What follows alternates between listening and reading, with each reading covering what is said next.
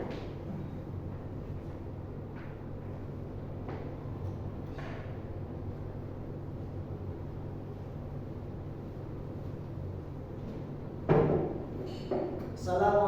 warahmatullahi wabarakatuh. Waalaikumsalam warahmatullahi wabarakatuh.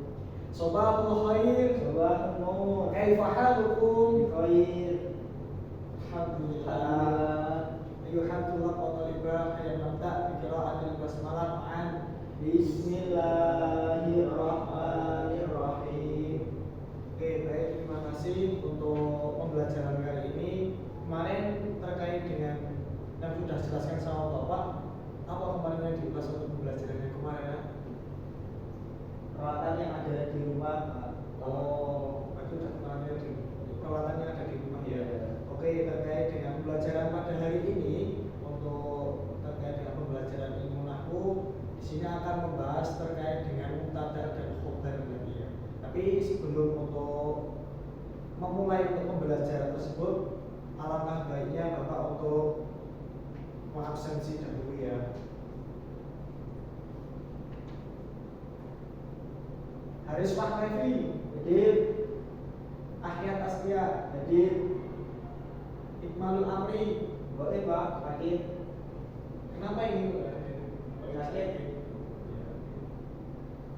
Janis Fatin, Hadir. Alianul Afida. Hadir.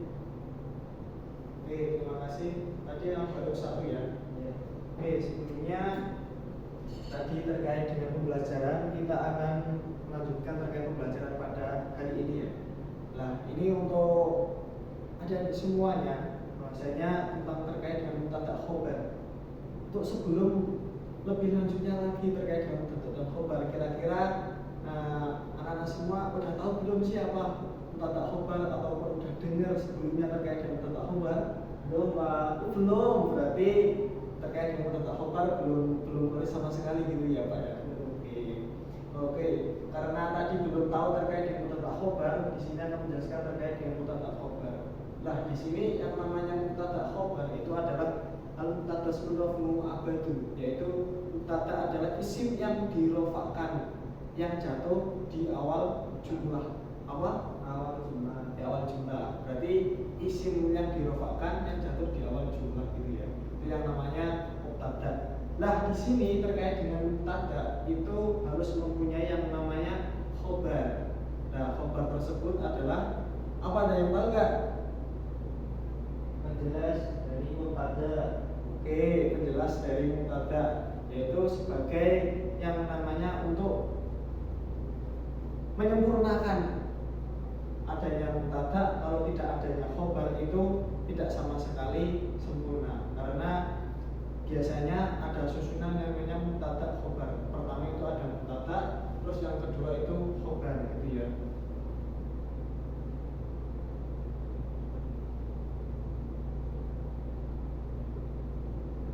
Khobar gitu. Nah, di sini terkait dengan mubtada khobar tadi kan isim yang dirofakkan yang jatuh pada awal kalimat gitu ya. Nah, terkait dengan mubtada khobar biasanya biar supaya lebih jelas dan lebih tahu lagi, mungkin untuk langsung contoh saja ya, supaya mengetahui apa sih mubtada dan khobar gitu kan. Nah, di sini terkait dengan contoh yang pertama yaitu ada Zaidun qaimun.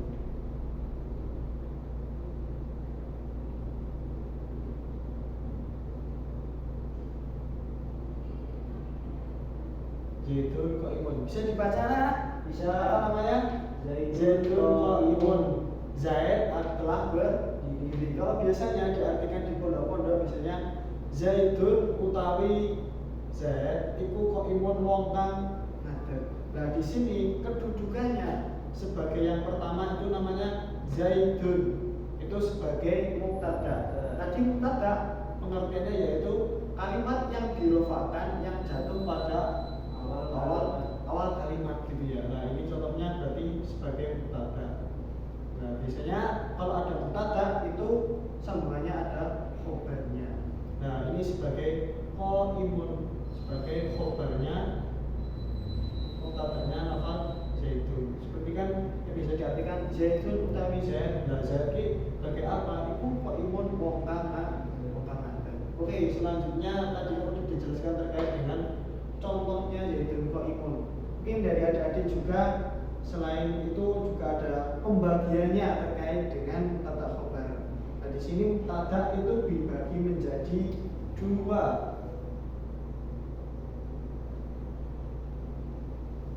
Ada yang tahu pembagiannya? Mubtada apa? Mubtada isim domir sama isim domir gitu ya.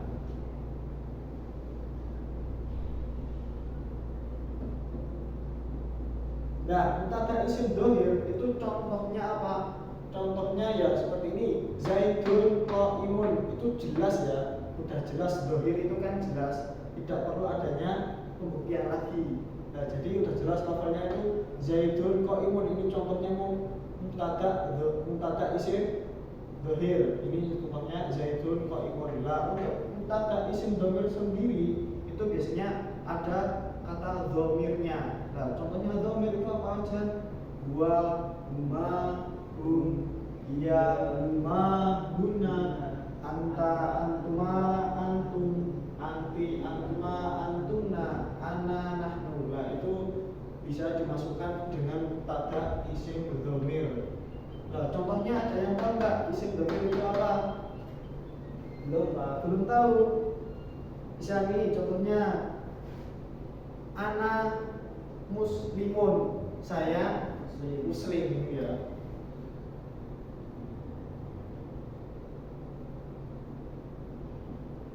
Nah, ini contohnya mubtada isim domir, ini domirnya adalah ana.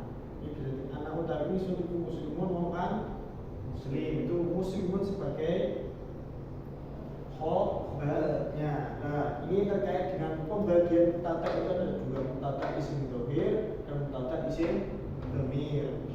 Oke, kalau udah paham belum anak-anak? Udah. Oke, kalau udah paham berarti kita lanjutkan terkait dengan tadi mubtada sudah, berarti yang belum itu khobarnya ya. Nah, di sini tadi adanya mubtada itu kan isim yang di awal jumlah. Nah, terkait dengan selanjutnya yaitu khobar. Khobar juga ada penjumlahannya nih. Tadi kan mubtada adalah mubtada isim domir dan mubtada isim domir. Nah, khobar sendiri itu juga ada pembagiannya. Khobar apa? Mufrad dan juga ghairu mufrad. Khobar mufrad ini sepertinya ya juga sama tadi terkait dengan mufrad, itu adalah makna satu, jadi maknanya satu.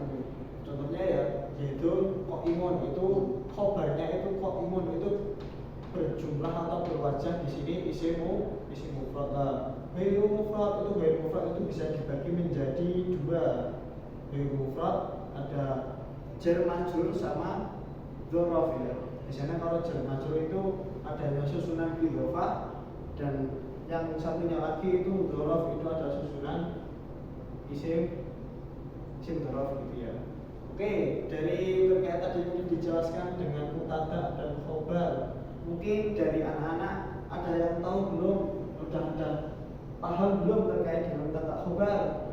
Sudah, Pak. Oke, alhamdulillah. Berarti pembelajaran pada kali ini terkait dengan mubtada khobar dari anak-anak sudah ada yang paham. Untuk selanjutnya, bahwasanya ada yang bisa memberikan contoh nggak terkait dengan mubtada khobar? Tadi sudah dijelaskan ini. Ada nggak? Oke, ada nggak? Yang tadi kan ada Zaidun qaimun. Ada, Pak. Oh, siapa? Ya, Pak. Oke, namanya Aher. Oke. Al-waladu ya. Al-waladu nasyidun.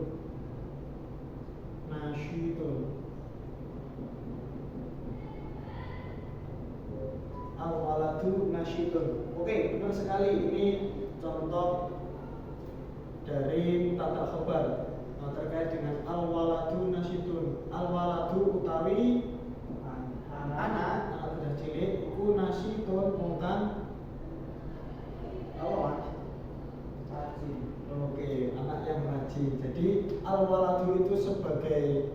mubtada'nya dan nasyidun itu sebagai khobarnya. Oke, mungkin itu untuk pembelajaran untuk siang hari ini bisa dilanjutkan terkait dengan pembelajaran besok lagi ya.